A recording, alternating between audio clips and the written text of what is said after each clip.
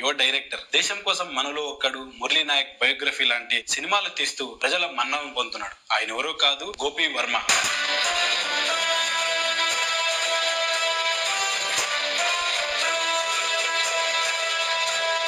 ప్రస్తుతం ఎలాంటి సినిమాలు మీ ఆధ్వర్యంలో డైరెక్షన్ చేస్తున్నారు?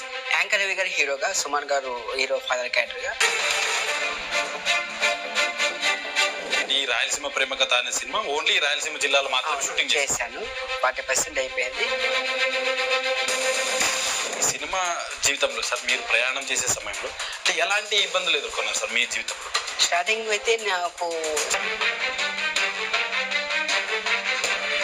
మీరు దేశం కోసం మనలో ఒక్కరు అనే పోస్టర్ ను సిపి సజ్జనార్ గారితో ఆవిష్కరించారు. అంటే ఆ మూమెంట్ లో ఎలా ఉంది సార్, ఆయన ఫీల్ ఎలా ఉంది సార్? ఫస్ట్ ఆఫ్ ఆల్ చూసిన వెంటనే గోపాల్ వర్మని మొత్తం టీం ని నేను పేరుగా అభినందిస్తున్నాను.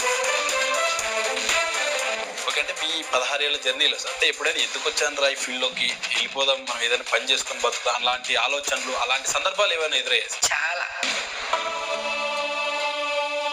అసలు. హాయ్, హలో, నమస్తే, వెల్కమ్ టు సుమన్ టీవీ.